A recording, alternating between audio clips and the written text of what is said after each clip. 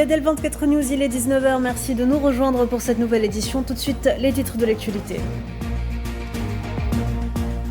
À la une ce soir, la défense civile palestinienne dans la bande de Gaza annonce que 23 civils palestiniens sont tombés en martyrs ce dimanche, dont des enfants et des femmes, ce qui porte le nombre total de martyrs à 56 500 depuis octobre 2023. L'Iran pourrait produire de l'uranium enrichi dans quelques mois, annonce faite ce matin par le directeur de l'Agence nationale de l'énergie atomique, Raphaël Grossi. Selon le premier responsable de l'AIEA, les frappes américaines sur les sites de Fordo, Natanz et Ispahan avaient considérablement réduit la capacité de Téhéran à convertir et à enrichir l'uranium. Le désespoir pousse l'État d'occupation marocain à intensifier ses campagnes agressives contre le peuple sahraoui, prouvant une fois de plus qu'il est un État voyou qui continue à pratiquer le terrorisme d'État contre les civils sahraouis. Ce sont là les mots de Sidi Mohamed Ammar, représentant du Front Polisario auprès de l'ONU, dans une interview accordée ce dimanche à l'agence de presse sahraoui. Le Maroc, royaume de toutes les dérives et sévices, et où des étudiants sahraouis sur le campus universitaire d'Agadir sont désormais la cible d'intimidation et de violences psychologiques en tout genre. Leur seul tort, un engagement envers les causes justes. L'Union estudiantine sahraoui condamne ces actes et les considère comme une violation claire de la liberté d'expression. Guerre en Ukraine, en fin de cette édition. Une série de frappes imputées à la Russie a fait au moins 6 blessés dans l'ouest, le sud et le centre. Dans la foulée, Kiev annonce avoir perdu samedi soir un 3e F-16 depuis son déploiement sur le théâtre de guerre l'an dernier et annonce la mort de son commandant. Bonsoir à toutes et à tous. Nouvelle journée sanglante à Gaza, marquée par une intensification des raids d'agression sunnistes sur l'ensemble de l'enclave assiégée. Le bilan de ce génocide s'est une nouvelle fois alourdi ce dimanche, atteignant les 56 500 martyrs et 133 419 blessés. Selon les autorités palestiniennes de la santé, les corps de 88 martyrs, dont un nombre important d'enfants, et 365 blessés sont arrivés dans les hôpitaux de Gaza au cours des dernières 24 heures.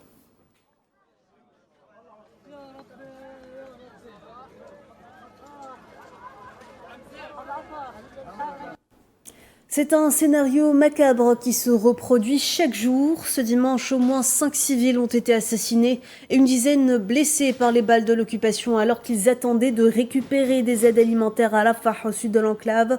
Selon les rapports de l'ONU, plus de 550 civils ont été tués alors qu'ils tentaient de se procurer de la nourriture au point de distribution d'aide américain.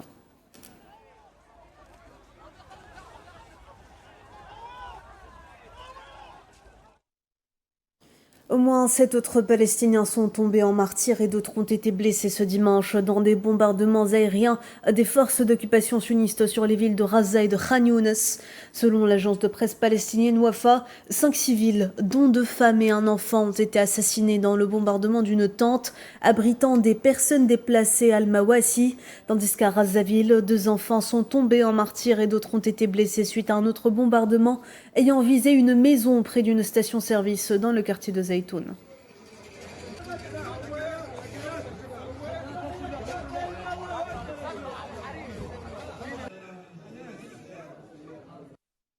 Le camp d'Al-Mawasi, situé donc à Khan Younes dans le sud de l'enclave, a une nouvelle fois été la cible d'une attaque sioniste nocturne.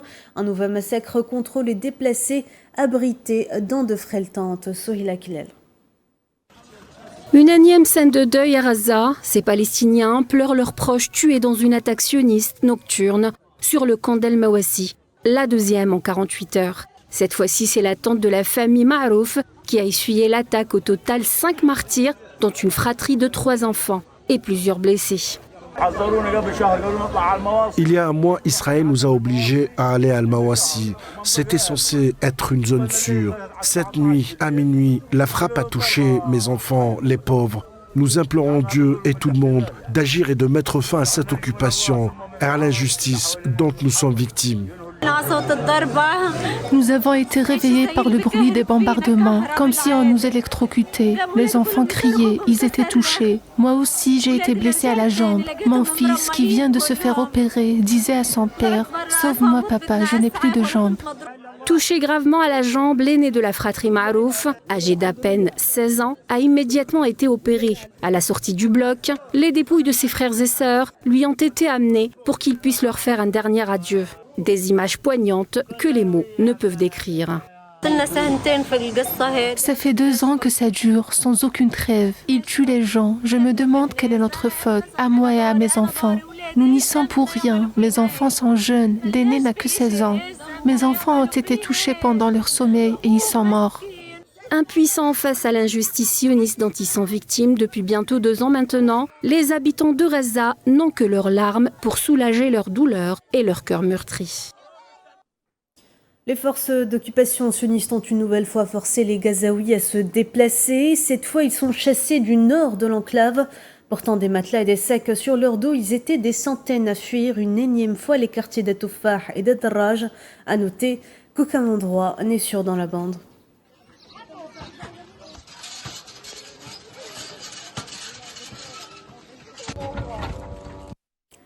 Au sud de la ville de Gaza, là où chaque jour est une bataille pour survivre au génocide sioniste, de jeunes Palestiniens innovateurs produisent du carburant en transformant les déchets en énergie, une manière parmi tant d'autres d'aider leur communauté à rester en vie. Maria Chouillard. Sur cette terre meurtrie par les bombes, la faim et l'isolement, sous un blocus implacable, la population lutte pour survivre jour après jour. Au milieu du chaos, ce jeune refuse de baisser les bras. Sans électricité, sans essence, il a décidé d'improviser pour pouvoir résister. Il produit du carburant avec des restes de plastique et une cuve de fortune.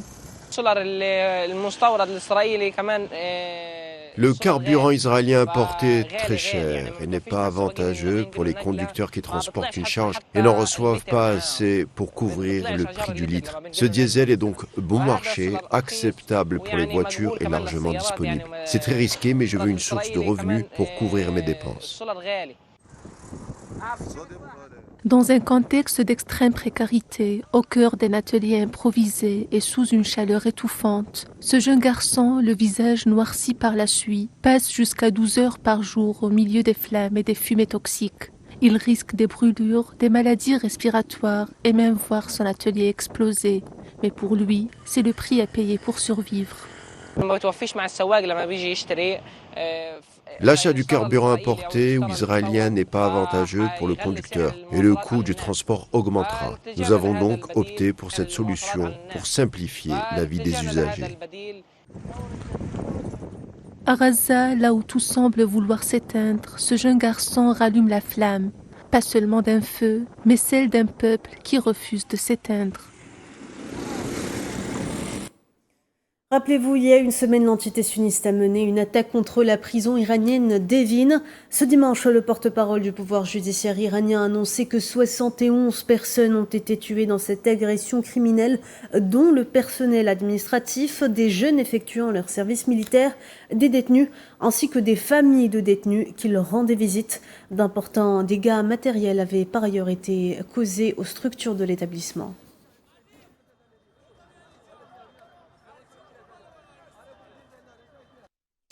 L'Iran a exprimé ce dimanche de sérieux doutes sur les intentions de l'entité sioniste de continuer à respecter le cessez-le-feu entré en vigueur le 24 juin après 12 jours d'agression criminelle inédite. Le chef d'état-major des forces armées iraniennes a déclaré lors d'un entretien téléphonique avec le ministre saoudien de la Défense que Téhéran était prêt à une forte riposte en cas de non-respect par la partie sioniste de la trêve.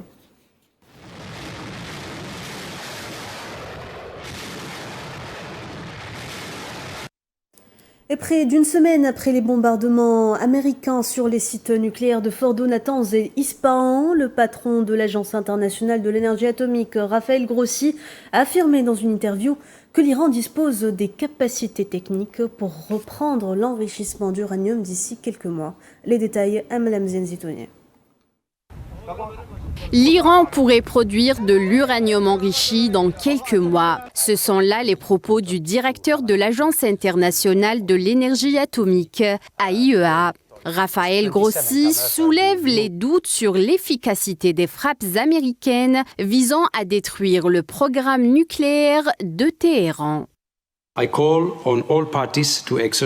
Les capacités dont ils disposent existent. Elles peuvent, vous savez, en quelques mois, je dirais, disposer de plusieurs cascades de centrifugeuses en rotation et produire de l'uranium enrichi.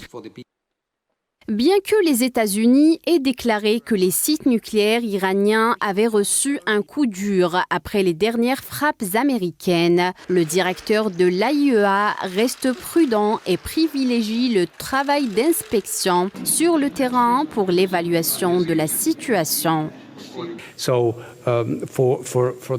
Pour que cela soit confirmé et que la situation soit évaluée, nous devons rentrer. Bien sûr, nous devons reconstruire qu'il y a eu une guerre, des actions militaires. J'ai contacté le ministre iranien des Affaires étrangères, Arakchi, lui demandant de se rencontrer pour analyser les modalités. Du côté de Téhéran, la coopération avec l'AIEA est fortement remise en question. Le président du Parlement iranien a déclaré la suspension de toute collaboration avec l'agence internationale, confirmant au passage que le programme nucléaire iranien progresserait à un rythme plus rapide.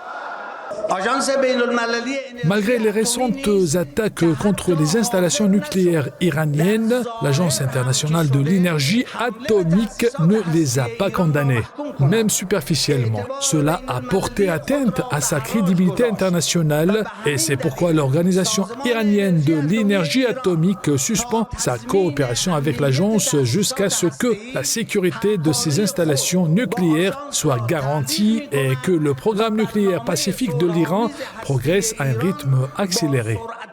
Après 12 jours d'agression sioniste sur l'Iran, doublée d'une attaque américaine sur 3 installations nucléaires iraniennes, un accord de cessez-le-feu est entré en vigueur, mais la situation reste tout de même tendue, vu les aspirations expansionnistes sionistes dans la région.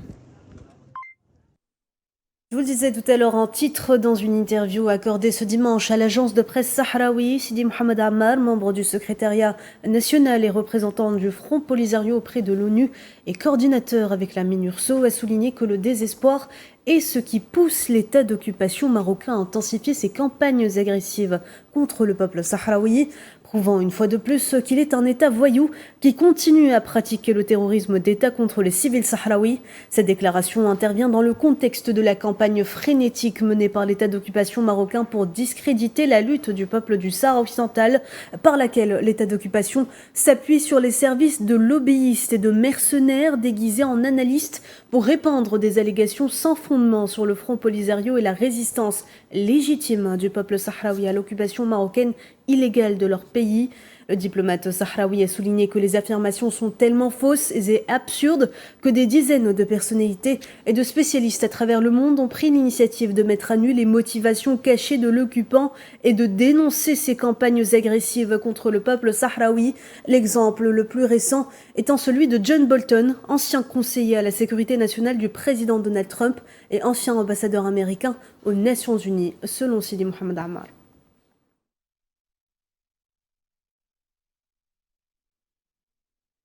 Sahara occidental toujours, la ville occupée de Dakhla était ce dimanche le théâtre de manifestations exigeant le retrait de l'occupation et la libération des prisonniers civils sahraouis des prisons marocaines. Les manifestations ont par ailleurs été réprimées par les forces d'occupation et les manifestants ont été privés de leur droit de manifester.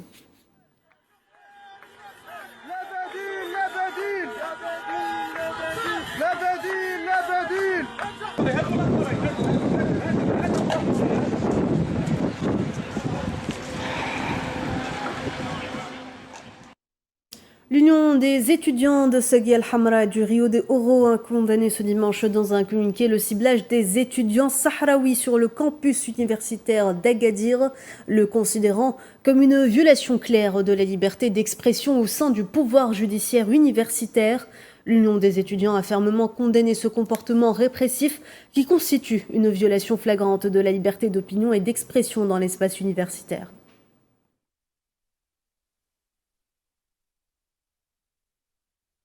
Dans un acte flagrant de représailles dénué du respect le plus élémentaire des libertés académiques et des droits fondamentaux des étudiants, le recteur de la faculté des sciences juridiques, économiques et sociales de l'université Ibn Zahr d'Agadir a convoqué un groupe d'étudiants sahraouis le 27 juin 2025 pour leur participation à la manifestation symbolique du serment de Gdimizik qui a eu lieu le 19 juin pour commémorer la lutte du peuple sahraoui et exprimer son engagement envers ces justes causes. Nous, l'Union des étudiants de Seghi al-Hamra et Wad al-Dahab, condamnons fermement ce comportement répressif qui constitue une violation claire de la liberté d'opinion et d'expression dans l'environnement universitaire.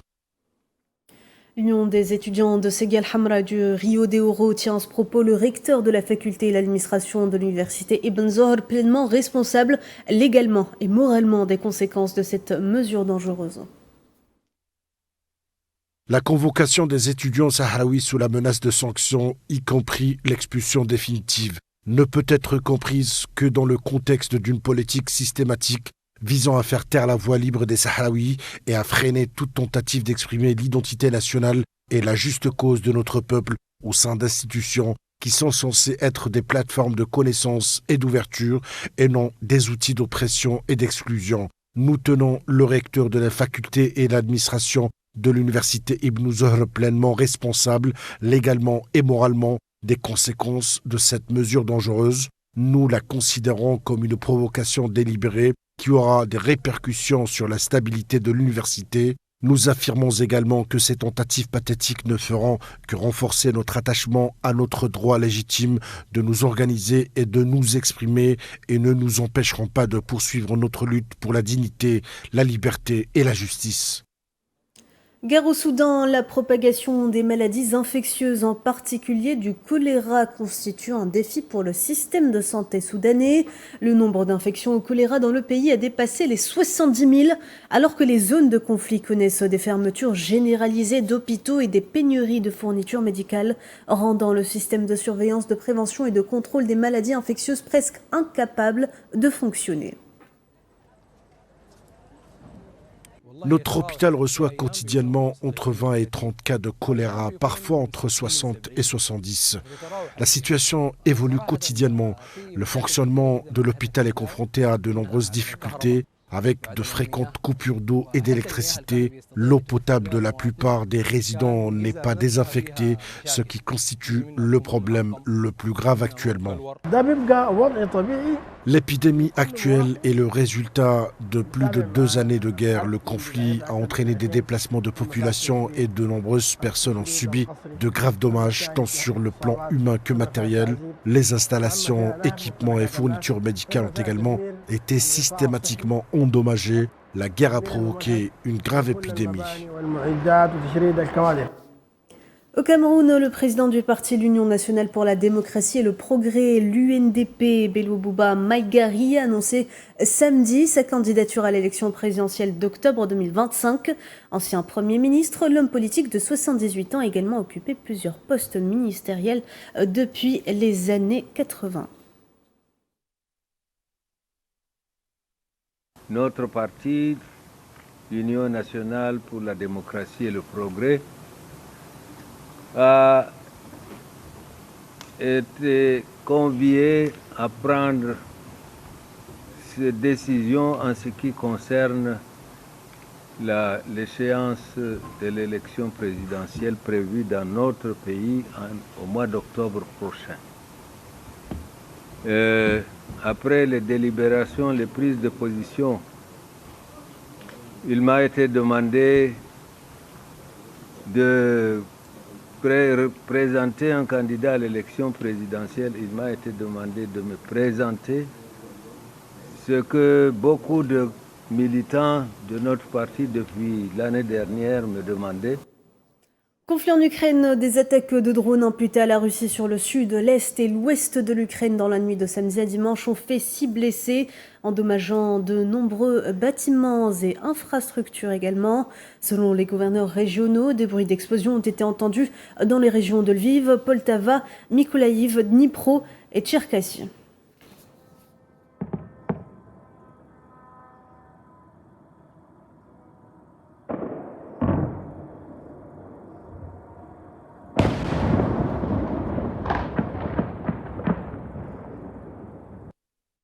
Dans le même dossier, un pilote ukrainien est mort et son avion de chasse F-16 a été perdu alors qu'il repoussait une attaque nocturne de missiles et de drones imputée à la Russie. Selon l'armée ukrainienne, il s'agit de la perte du 3e avion F-16 de ce type depuis le début du conflit.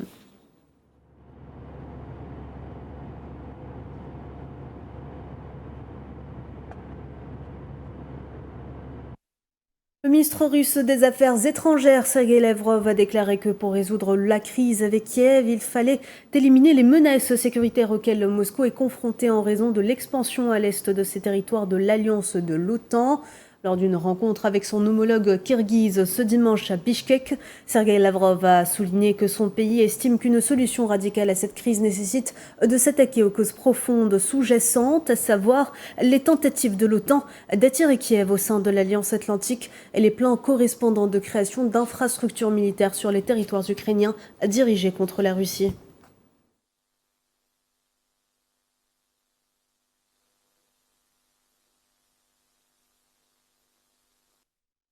De son côté, le Kremlin a déclaré dans des propos publiés ce dimanche que plus les sanctions imposées à la Russie par l'Europe seraient sévères, plus le recul serait douloureux pour les économies européennes elles-mêmes, la Russie étant, je cite, devenue résistante à de telles sanctions illégales.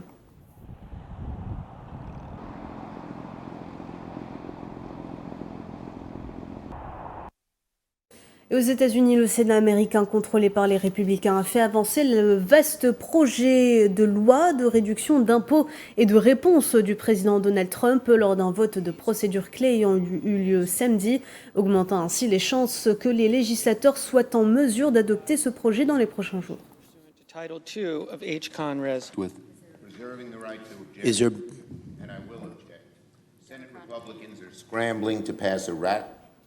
Le ministre pakistanais de l'Intérieur, Mohsin Naqvi, a rendu visite ce dimanche aux survivants d'un attentat à la voiture piégée dans le nord-ouest du pays, un jour après l'attaque qui a tué au moins 14 soldats.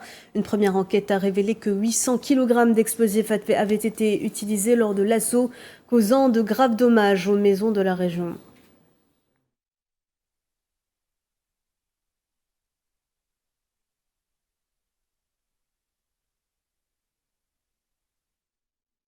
Et puis un mot de culture avant de se quitter. Le Théâtre national Mahidine Bachtalzi d'Alger accueille depuis jeudi soir la 25e édition du Festival européen de musique, marquant un quart de siècle de rencontres culturelles entre l'Europe et l'Algérie. L'occasion pour des groupes internationaux de faire vibrer la scène mythique du TN1.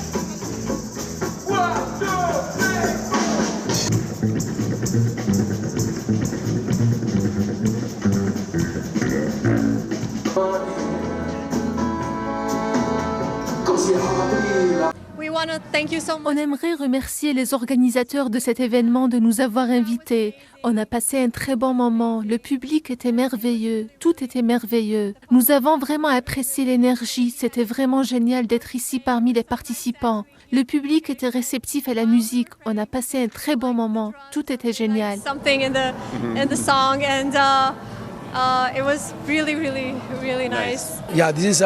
C'est notre premier spectacle ici en Algérie. C'était vraiment génial. Le contact avec les personnes et le public était vraiment exceptionnel. C'était une découverte pour nous. Et on espère revenir très bientôt afin de célébrer la culture, de danser et de chanter ensemble. We hope to come back soon here. People are really hot to dance and singing Je vous propose à présent d'écouter les déclarations de la directrice du Centre culturel italien Antonia Grande, qui s'est exprimée au micro d'Al24 News sur l'importance de la culture pour le rapprochement entre peuples. Alors, d'abord, dans ces temps si bouleversés, si difficiles, c'est important de faire un discours de paix, de partage, de dialogue. Et bon, c'est aussi les buts de la culture en général, des gens qui travaillent pour la culture et aussi de l'Italie en Algérie. C'est-à-dire nos activités, c'est pour toujours établir des ponts, un dialogue sur les dérives et surtout avec l'Algérie et les Algériens qui nous aiment. La fin de ce journal, merci de l'avoir suivi, excellente soirée à tous.